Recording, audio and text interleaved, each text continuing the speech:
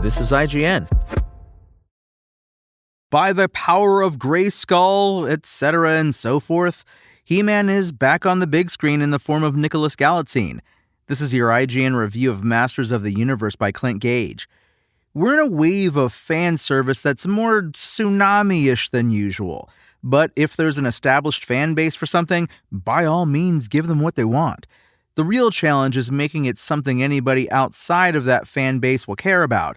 But that's one area where Masters of the Universe actually succeeds admirably, because director Travis Knight and every other creative in front of and behind the camera seems to simultaneously love He-Man and realize how stupid the whole thing is.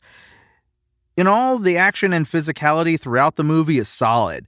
The fight scenes are vibrant and interesting. They don't reinvent any wheels, but they are just different looking enough from the rest of action cinema's latest offerings to make things fun.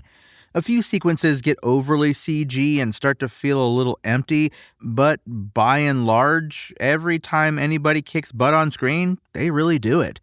Idris Elba in particular as Duncan, aka Man-at-Arms, is a character built around his fighting. It feeds into his entire arc. He's a guy who has strongly held ideas of what it means to be a big, strong man, ideas that are put to the test throughout the movie. What's great about Duncan as well is that he's really the one who gets to grow and change. Nicholas Galitzine as Prince Adam doesn't have nearly as far to travel and actually gets to be the catalyst for others to change more often than he's developing himself. Adam is more of an avatar for the themes of the film. That strength and manhood isn't about muscles as much as listening and empathy. Adam, in his time on Earth, found his way to a career in human resources, which is a remarkably on-the-nose alter ego for this version of He-Man, but it works more than it doesn't. He's portrayed as a kid who hasn't grown up at all, living in a room with walls still papered with drawings from his childhood. That's the world he's stuck in, which is a perfect metaphor for the audience movies like this are targeting. There's a grinning self-awareness to this movie that is its biggest strength. Take away the character names, pulled from a 50-year-old toy line, feel like a first draft. Ram Man and Fisto and Mechanic, Evil Lyn, whose name is just a phonetic way to pronounce Evelyn, they're all, quite frankly, pretty dumb. He-Man included. But instead of making the mistake of trying to have a guy named Ram Man earnestly talk to another guy named He-Man, Masters of the Universe takes none of it seriously. And they don't stop there, nor should they have. Travis Knight and company make the savvy choice to not take anything else seriously either.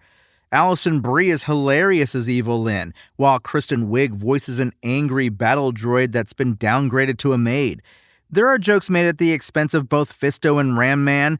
Based on their names, you can imagine what low-hanging fruit those are, but the sheer joy and innocence with which they're delivered make them the only jokes that could possibly work in those moments. It all adds up to a film that's just this side of a proper spoof. There's an understanding of the source material at play with Masters of the Universe that's as obvious as the sword-wielding barbarian in a fur loincloth, and it's most obvious when they're talking about how silly Masters of the Universe is. But weirdly enough, the most unhinged and terrific part of the film is Jared Leto as Skeletor. He's a swaggering weirdo with near-limitless power that's only matched by his fear of losing it. There's a sass to him as well, an almost Deadpool-like meta layer, and if he had actual eyes and we could tell where he was looking, we might have caught him looking straight into the lens. Masters of the Universe is so much funnier than expected, and the fight scenes are choreographed and photographed in a way that gives the sequences just enough flair to make them stand out, even if they're not revolutionizing superhero-style fisticuffs on screen.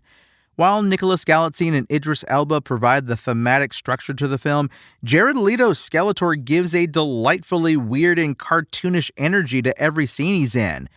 It's a film that appreciates the source material, silly names and all, and proves the best way to add to a 50-year-old franchise that's about toys as much as anything else is to not take it too seriously.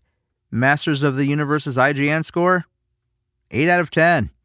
Thanks for listening to IGN. My name is Tony Jackson, and for the latest updates on He-Man and Skeletor and the Masters of the Universe, visit us at IGN.com. Spoken Layer.